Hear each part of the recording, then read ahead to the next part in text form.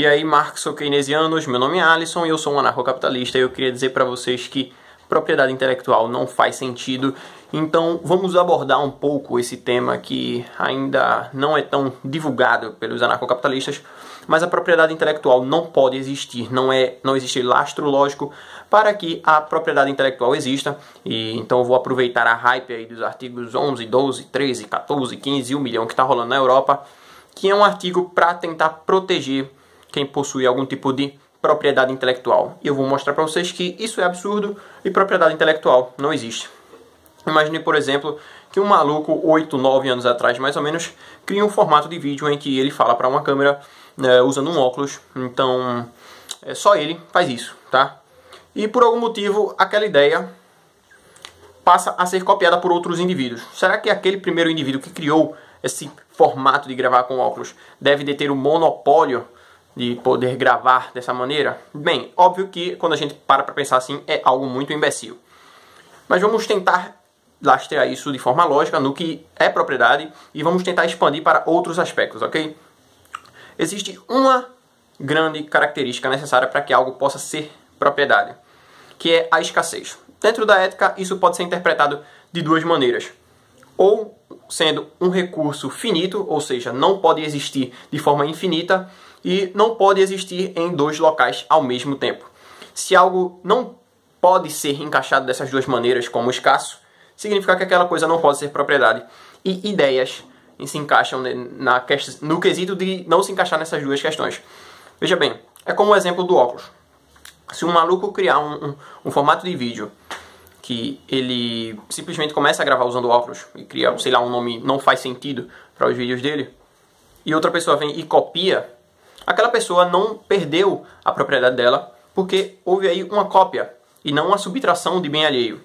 É como aquela musiquinha: copiar não é roubar, se eu copio você ainda tem. E por aí vai.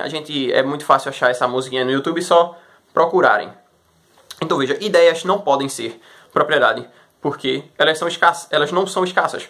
Só coisas escassas que não podem estar em mais de um lugar ao mesmo tempo pode ser uma propriedade.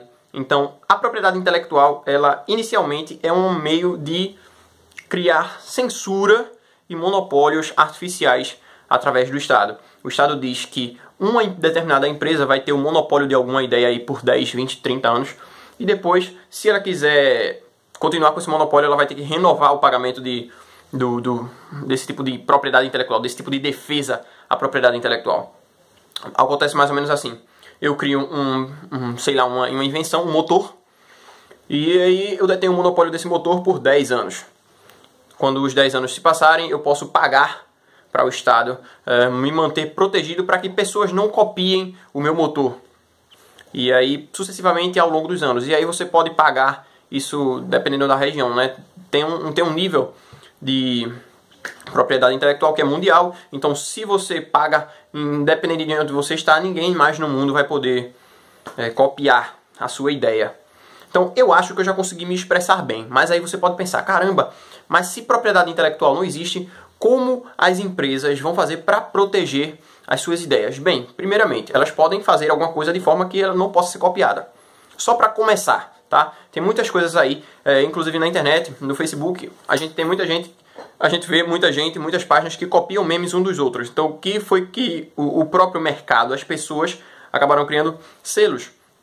Antes todo mundo dizia que boa da página, que boa da página, que boa da página, e agora as pessoas simplesmente compartilham e botam lá créditos na imagem. Porque a própria imagem já mostra lá que existe uma fonte, quem foi o criador. Então, isso é um mecanismo de mercado para memes que impede que outras pessoas copiem totalmente o seu conteúdo sem lhe dar os créditos, tá? Ah, mas isso é na internet e fora da internet, o que é que vai acontecer? Primeiramente, eu estou falando aqui de uma questão analítica do significado de propriedade, ok? Se você tenta refutar essa proposição a priori, baseado em uma questão a posteriori, não vai funcionar, tá? Para você responder, para você contra-argumentar uma questão analítica a priori, você vai ter que usar uma questão a priori também. Mas vamos lá, vamos para o âmbito das empresas. Veja, o Uber foi uma ideia sensacional que mudou a forma como as pessoas se transportam em meio à cidade, ok? E mesmo com outros aplicativos imitando o Uber, ele continua sendo o melhor. Por quê? Por causa do pioneirismo. Quando você é o principal criador de uma ideia, quando você é o principal divulgador de uma ideia, as pessoas acabam entendendo que você, pelo fato de ser o primeiro, é que pensou tudo aquilo, que você imaginou como é que seria, e você acaba sendo o mais divulgado. Porque as pessoas não vão... Primeiramente, elas não lembram de quem faz melhor o serviço. Primeiramente, elas vão lembrar de quem fez o serviço, porque ainda não tem ninguém para fazer melhor. Vamos supor que a Apple abra a patente do iPhone. O que será que ia acontecer? Outras empresas chinesas iam passar a vender Apple.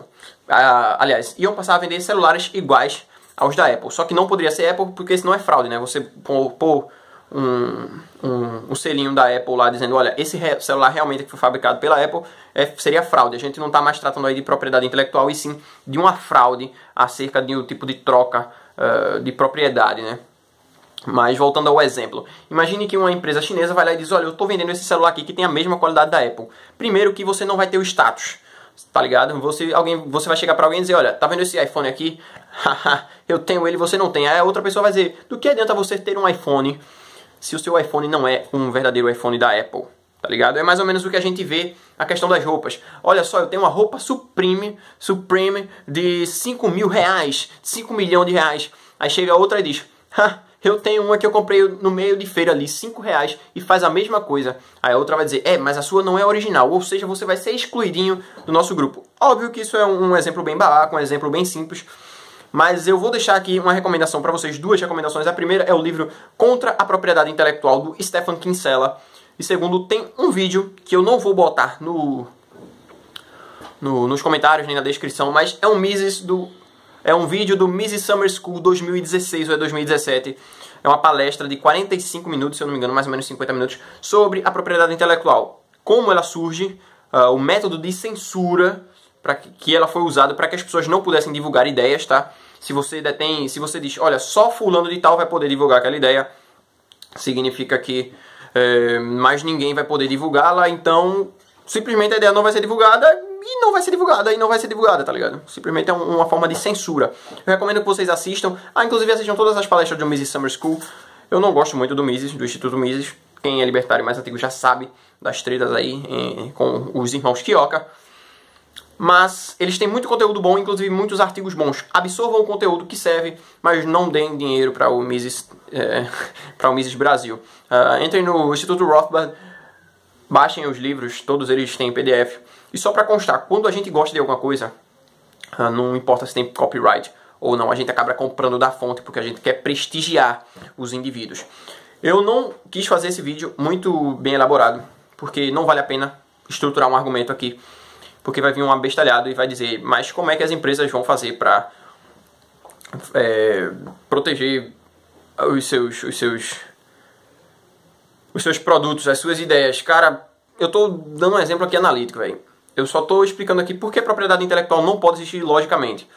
Se vocês quiserem fazer um debate futuro sobre como as empresas vão fazer para isso de forma muito mais peremptória, de muito mais profunda, não baseando só na autoria do trabalho que ela está propondo, a gente pode fazer isso no futuro. Mas agora, no momento, eu só quero explicar para vocês que propriedade intelectual não pode existir.